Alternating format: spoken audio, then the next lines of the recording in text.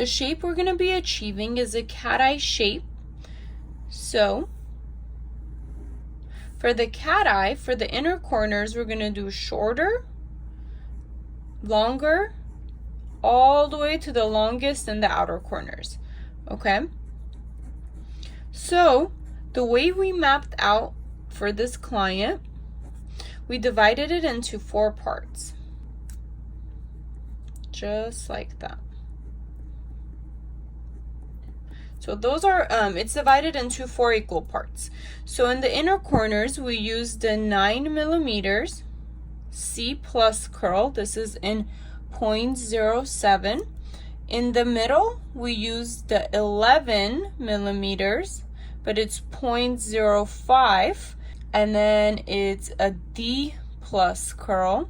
And then we're gonna skip to 12 millimeters, again 0.05. This is from that one mix tray. And in the outer corner, we're gonna skip 2 sizes and we're gonna jump up to 14 millimeters. Again, it's 0.5 D plus. And these are all the Yegi Mega Volume lashes. This is the mix tray. Here's the before of her eyelashes. We are going to start by taping down her bottom eyelashes, and of course initially we want to use the under eye patches because the tape can be a little bit too strong and harsh on the skin. So we're going to go ahead and use the Yegi Hydrating under eye patches. We're going to put it right under her eye.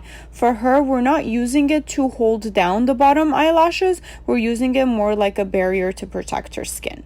Then we're going to use the tape to tape down the bottom eyelashes to make sure they don't come up during the application and get stuck to the top. So this is very important to make sure all of her bottom eyelashes are taped down, or else they will slip up and they will get stuck to the top eyelashes and create a mess and hurt her. So make sure you tape it properly. And we're using the clear tape on top of the white tape to give us a smoother surface, because if anything was to get stuck on there, it could be removed very easily compared to if it was stuck to the white tape. And of course, because also the white tape has lint, we don't want any of the lint going in her eye. And if you also noticed, I did use clear tape to pull the eyelid a little bit to the side. That allows us to see the inner corner eyelashes better by moving the skin a little bit out of the way.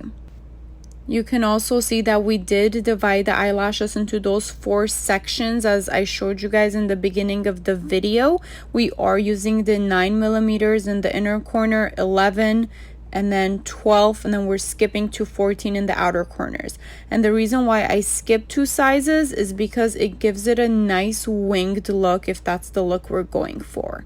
And this is a volume, a light volume set, so you'll see a lot of the fans are very small and narrow, and because that's the look we want to get a nice light volume look.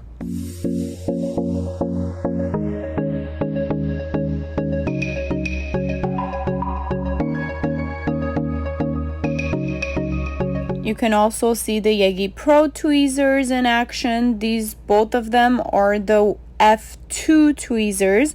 They are very nice and delicate, where you can make your fans and also has a good grip. These are actually one of my favorite tweezers to use for volume, so I definitely recommend trying it if you never did. They do allow you to get more control over your fans because they are delicate enough to grab smaller fans from the strip.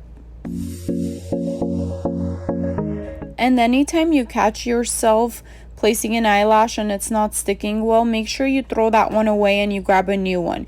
You never want to double dip an eyelash, because as the glue dries, it's gonna create almost an extra layer and it's not gonna bond as good to the natural eyelashes. With eyelash extensions, your most valuable item is your time, so it will also help you save time. Now you visibly can see how nice and full they're looking, and you can really see that cat eye shape. Oh, and that's the eyelash magnet tool on the forehead. You can actually see it in this clip. It's holding the eyelashes and it is reusable. It's just a nicer, more professional option compared to the tissue that a lot of times you'll see me using on the forehead. But finally found another item that I actually like. And the reminder, I am using the glue ring the eyelashes on the forehead and everything just right in that little tiny area, because this helps me save time on my application. I can do a full set within an hour because of this setup. So a lot of times people ask me, why do you put it on the forehead, not on the side? Why don't you use a jade stone? Well, that's the reason. My main thing is to save time and go as quick as possible, so my clients don't have to lay down that long, and I can, you know, be done with the set faster.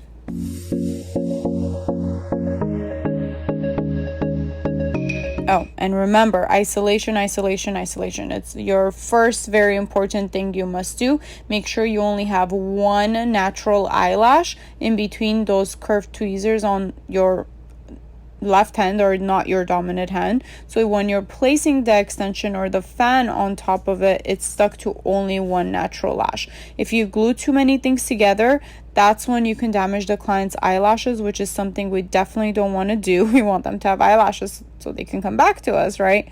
So make sure you're taking your time with your isolation and you're gluing extensions only on one natural eyelash. Oh, and reminder, if you do want to get trained and certified in eyelash extensions, we do hold courses. Somebody asked me when they saw me recently, they wish we did courses, and I guess I don't mention it enough in the videos. We do have courses all around the US and soon online, so check out yegilashes.com. There's more details there.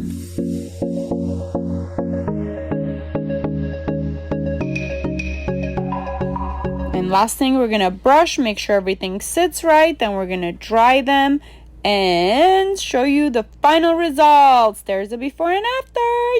Yay! Hope you guys enjoyed the video. Please subscribe, like, do all that fun stuff.